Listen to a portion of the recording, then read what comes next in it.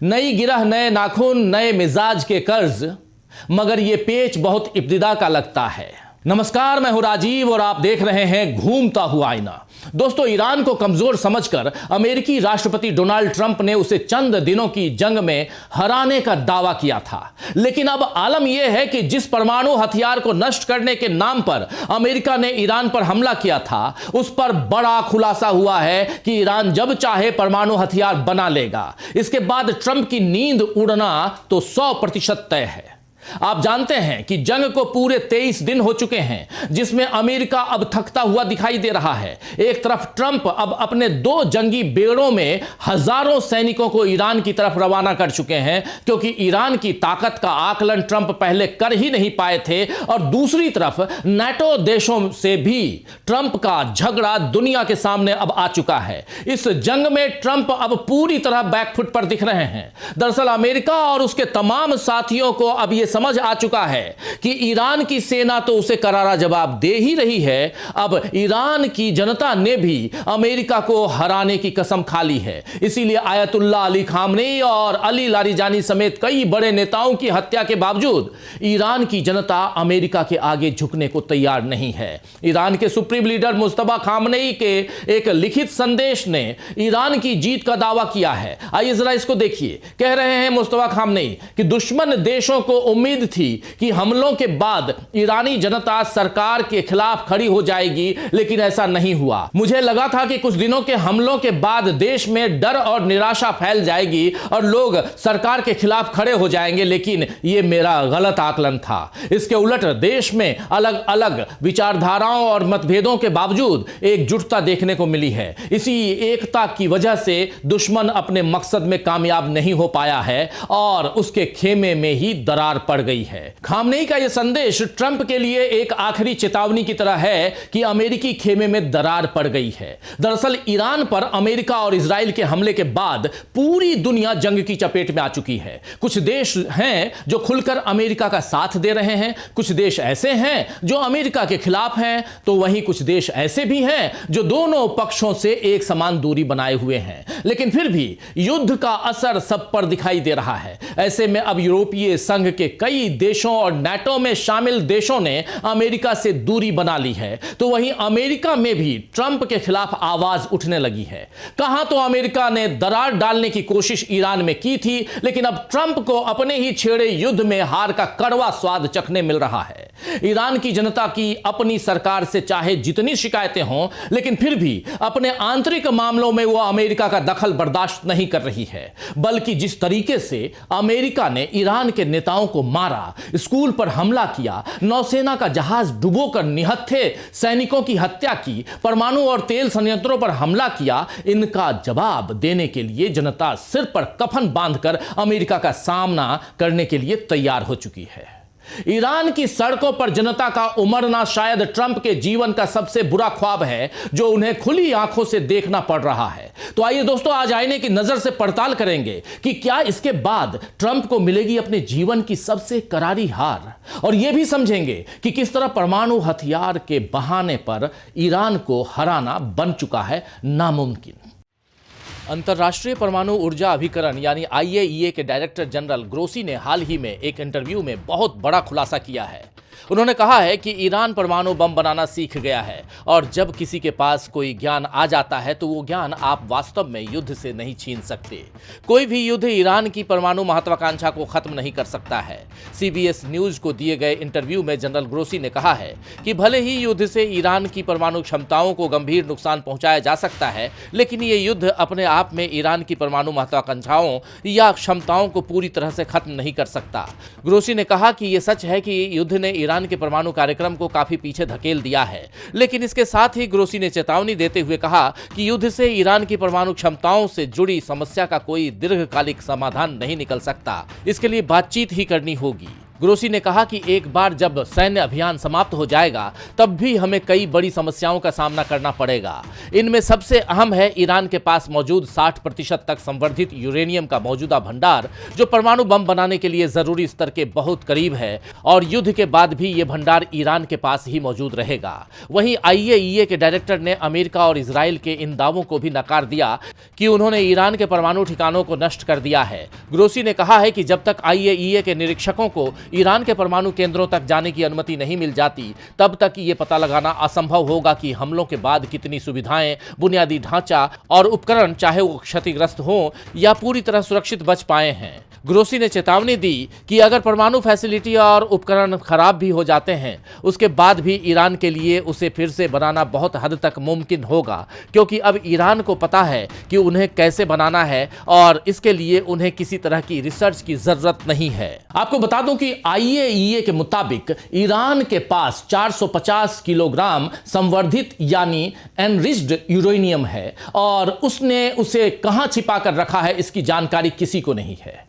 Israel और America दोनों ने एनरिच्ड यूरेनियम को वापस लाने के लिए स्पेशल फोर्स के जाने की संभावना जताई है, लेकिन ग्रोसी ने ऐसे ऑपरेशन की कामयाबी पर शक जताया है। उन्होंने कहा है कि हम 60% तक बहुत ज्यादा कंटेमिनेटेड यूरेनियम हेक्साफ्लोराइड गैस वाले सिलेंडर के बारे में बात कर रहे हैं, इसीलिए इसे हैंडल करना बहुत मुश्किल है। यानी अगर एनरिच्ड यूरेनियम मिल भी जाता है तो उसे निकालने के लिए अत्यंत स्तर की यानी बहुत हाई क्वालिटी की सावधानी बरतनी होगी। और क्या ईरान जाकर ऐसा करना मुमकिन होगा, वो भी इस वक्त? क्या ट्रंप ईरान के लिए जो 2 नए जंगी जहाजों को हजारों सैनिकों के साथ रवाना कर चुके हैं, उनसे ईरान को हराना मुमकिन होगा? यह एक बड़ा सवाल इस समय खड़ा हो चुका है।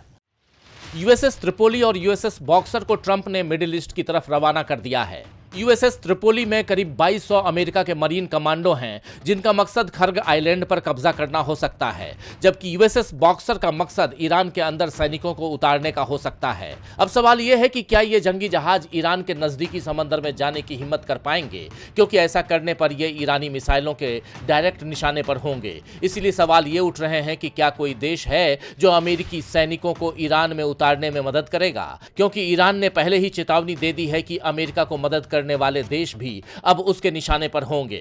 वैसे ट्रंप प्रशासन ईरान के खर्ग द्वीप के चारों ओर नाकेबंदी करने की तैयारी कर रहा है। आपको बता दूं कि खर्ग द्वीप ईरान की मुख्य भूमि से सिर्फ 20 मील की दूरी पर है, जिससे वहां मौजूद अमेरिकी सेना पर ईरानी हमलों की संभावना सबसे ज्यादा है। ऊपर गुरिल्ला युद्ध का खतरा अलग से है।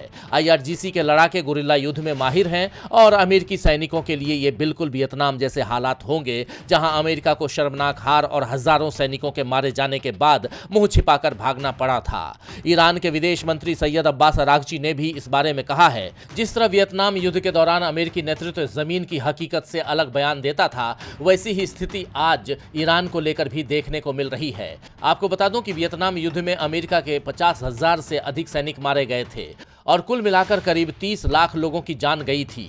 यानी अरागची ने साफ कर दिया है कि ईरान में भी अमेरिका की हालत वियतनाम जैसी ही होगी। अमेरिका ने जो जंगी बेड़े ईरान की तरफ रवाना किए हैं, उसमें थोड़े वक्त के लिए खर्ग द्वीप की नौसैनिक घेराबंदी करना शायद ज्यादा आसान हो, लेकिन इसमें अमेरिकी सैनिकों की जान का नुकसान बहुत ज्यादा हो सकता है। और क्या ट्रंप इसके लिए तैयार हैं? ईरान इन जहाजों पर लंबी दूरी तक मार करने वाली बैलिस्टिक मिसाइलों के साथ साथ ड्रोन और बिना चालक वाले समुद्री जहाज यानी USVS से हमला कर सकता है। USVS का इस्तेमाल वो एक अमेरिकी वाणिज्यिक जहाज को इराक में हमला करने के दौरान कर चुका है, जिसे रोकने में US यानी यूनाइटेड स्टेट्स नेवी नाकाम रही थी।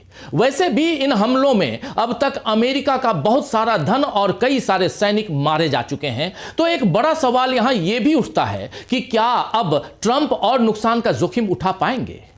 वैसे भी पहले रूस के तेल आयात से प्रतिबंध उठाना और अब ईरानी तेल पर लगे प्रतिबंध को 30 दिनों के लिए खत्म करना बता रहा है कि ट्रंप कभी भी यू टर्न ले सकते हैं।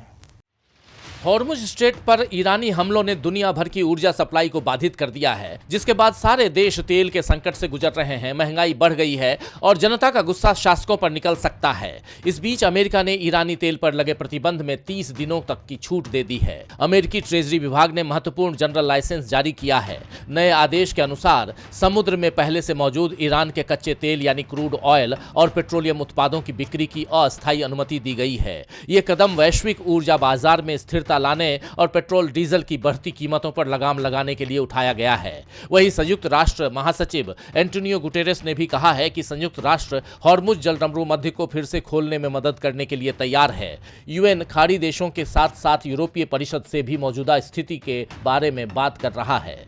गुटेरेस ने कहा है, मेरा मुख्य उद्देश्य ये देखना है कि क्या हॉर्मुज जलडमरू मध्य में वैसी ही परिस्थितियां बनाना मुमकिन है जैसी पहले थी। वहीं दक्षिण कोरिया ने भी घोषणा की है कि हम ऊर्जा बाजारों को स्थिर करने की कोशिश में हॉर्मुज स्ट्रेट में सुरक्षा बहाल करने की मांग करने वाले कई यूरोपीय देशों और जापान के समूह में शामिल हो रहे हैं। हालांकि इस बीच ईरानी विदेश मंत्री आराघची ने कहा है कि जापान के जहाज हॉर्मुज से गुजर सकते हैं। तो ईरान पर जंग छेड़कर अमेरिका और इजराइल ने जिस तरह पूरी दुनिया के लिए मुसीबत खड़ी की है, उससे अब बेन्यामिन नेतन्याहू और डोनाल्ड ट्रंप दोनों बुरी तरह घिर चुके हैं और अब दोनों के बयानों में भी अंतर दिखाई दे रहा है, जो उनके बीच पड़ती फूट का नतीजा है। जैसे ईरान के साउथ पार्स गैस फील्ड पर इजराइल ने हमला किया तो उसकी जानकारी ट्रंप साहब को नहीं थी और खुद ट्रंप ने यह बात मानी भी है। वहीं अब नेतन्याहू बता रहे हैं, दावा कर रहे हैं कि ईरान पर उनके हमले और बढ़ेंगे, तो दूसरी तरफ ट्रंप कह रहे हैं कि युद्ध अब जल्द खत्म होगा। ट्रंप ने कहा है कि अमेरिका मिडिल ईस्ट में अपने सैन्य उद्देश्यों को प्राप्त करने के बेहद करीब पहुंच चुका है और अब वो मध्य पूर्व में जारी अपने बड़े सैन्य अभियानों को धीरे धीरे कम करने पर विचार कर रहा है। ईरान के साथ चल रहा युद्ध अगले 4 से 6 हफ्तों में खत्म हो सकता है, ये ट्रंप कह रहे हैं। तो ट्रंप और नेतन्याहू के ये अलग अलग बयान दोस्तों बता रहे हैं कि इस जंग में अब दोनों साथ होकर भी साथ नहीं हैं। वहीं ईरान के साथ जंग अमेरिका के लिए बहुत महंगा पड़ी है। एक नए विश्लेषण से पता चला है कि इस युद्ध के पहले 2 हफ्तों में मिडिल ईस्ट में अमेरिकी सैन्य ठिकानों पर ईरान के हमलों से लगभग $800 मिलियन यानी लगभग 7,523.88 हजार करोड़ रुपए का नुकसान हुआ है। Centre for strategic and international studies यानी CSIS के वरिष्ठ सलाहकार और थिंक टैंक की स्टडी के सह लेखक मार्क कैंसियन ने कहा है कि इस इलाके में अमेरिका के ठिकानों को हुए नुकसान के बारे में कम बताया गया है। हालांकि यह नुकसान काफी ज्यादा लग रहा है, लेकिन जब तक और जानकारी नहीं मिल जाती है तब तक पूरे नुकसान का पता नहीं चल पाएगा। ईरान को तबाह करने निकले ट्रंप ने खुद अपने घर में आग लगा ली और उन्हें उसकी आंच तब महसूस होगी जब वो सत्ता से बेदखल कर दिए जाएंगे। कम से कम आज के हालात तो यही बता रहे हैं दोस्तों कि ट्रंप को बहुत बुरी तरह ईरान ने मात दे दी है और दुनिया की तस्वीर ईरान ने बदल दी है। खैर, शायर इफ्तिकार आरिफ ने ठीक ही फरमाया है कि ये तेरे मेरे चरागों की जिद जहां से चली, ये तेरे मेरे चरागों की जिद जहां से चली, वहीं कहीं से इलाका हवा का लगता है। तो आज के लिए बस इतना ही, फिर मिलेंगे खबरों के नए आईने के साथ। तब तक देखते रहिए DB लाइव। नमस्कार।